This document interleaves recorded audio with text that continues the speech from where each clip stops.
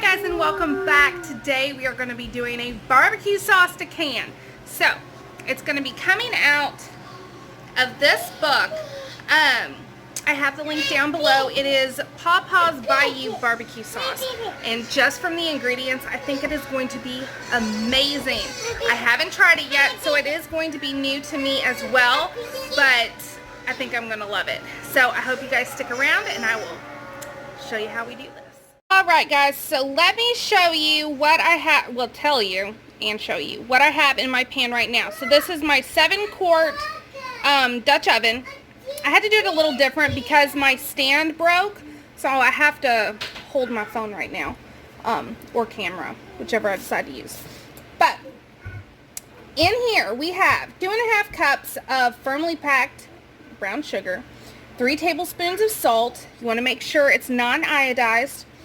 3 tablespoons of garlic powder, 3 tablespoons of onion powder, 3 tablespoons of dry mustard, 1 tablespoon of black pepper, 2 teaspoons of paprika, hold on, 2 teaspoons of ground red pepper, which I used pepper flakes because I was out of ground. I could have ground it, but I didn't. A half a teaspoon of chili powder. So that's the first 9 ingredients. And then you want to make sure and mix all these together until they look well combined.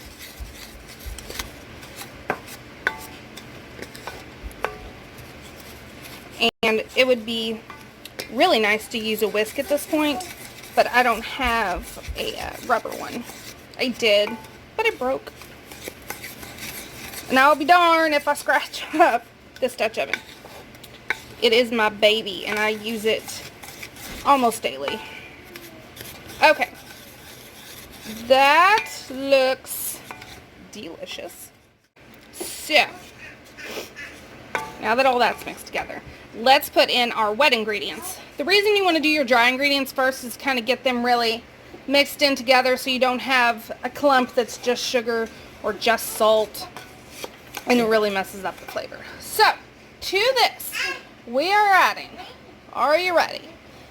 This here is 3/4 cup of apple cider and 1¼ cup of apple cider vinegar. Don't get those two confused. So you want that. You want 2 cups of water, 8 cups of ketchup, and that is equal to a 64-ounce thing of ketchup. So the whole thing down in the pot. Okay, so I got all that in there.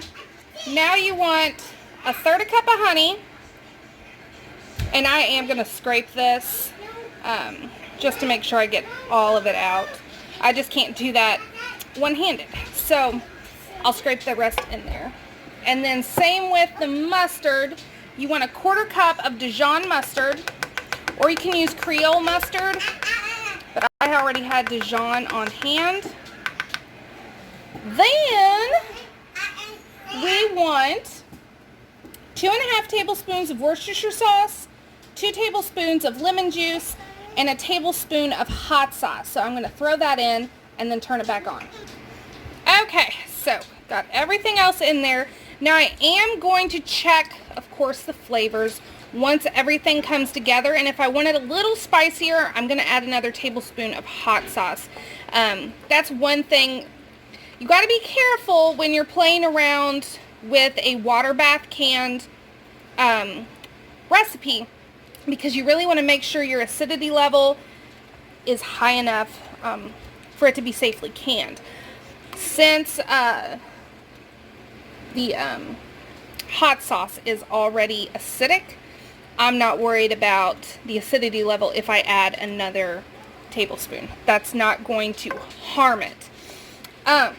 So what you want to do is stir it all together, and then we're going to bring it up to a boil and then reduce the heat and let it simmer uncovered for about 20 minutes until it is thickened slightly, and then we're going to taste it and then can it. Okay, so here is the finished product. This went for about 25 minutes.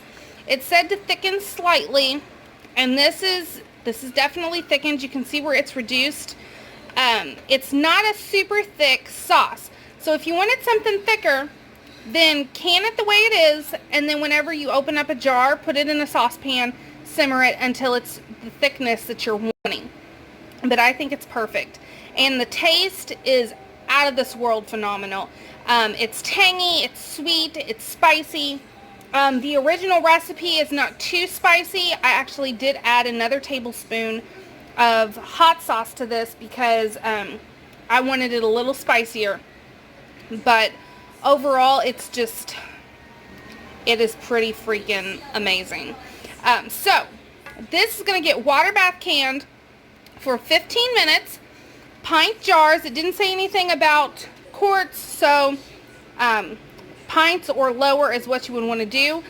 I'm doing pints. I have my reusable canning lids because these are going to be just for me, and then I'm going to make another batch with regular metal top one-use lids, and those are going to be to give away if we want to give them away or just eat them. So we're going to do to a 1/2 inch headspace, and you don't need to debubble because this is liquid. I mean, you can if you want. It's not going to hurt anything, but it's not necessary.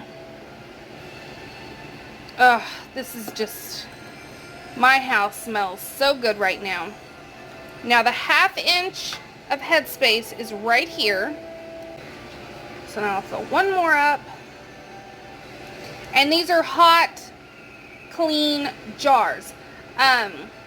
If we were doing less than 10 minutes, you would want to make sure to sanitize your jars. But if you're going to be boiling them for over 10 minutes, then they're going to get sanitized anyway, so you don't have to do it. Usually I still do it, but I didn't do it today. So, next, things we always do, wipe the rim of the jar. I use white vinegar to wipe the rim of mine with just a paper towel, and then take your, forgot to get a fork to get these out.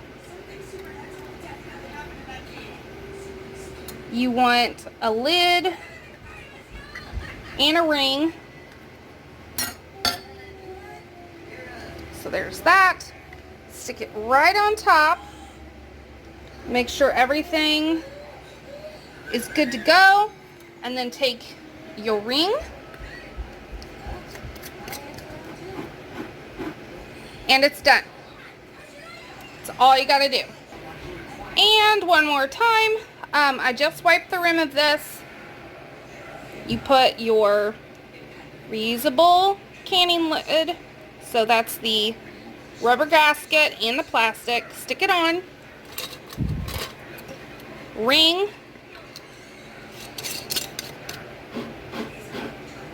Done. As soon as the jar starts moving with you, that's when you know it's time to stop.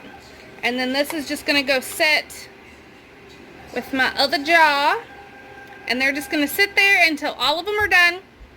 And then, like I said, 15 minutes, and then turn the heat off, open the lid, and let them sit for an additional 5 before you take them out. So this is the finished product. I got exactly 6. I mean, scraping the bowl, 6. They've been sitting for a little while. Since they are reusable canning lids, as soon as I took them out, after their 15 minutes in the water bath, 5 minutes of resting, and then took them out of the canner, I immediately tightened down all the rings. You want to make sure you do that if you're using the reusable canning lids. But they all look beautiful. They smell amazing. And hopefully they all seal. They're still warm, so I'm not going to try them yet. But I cannot wait to try these in a recipe. So I hope you guys enjoyed this video, and I will see you all next time. Thanks for watching.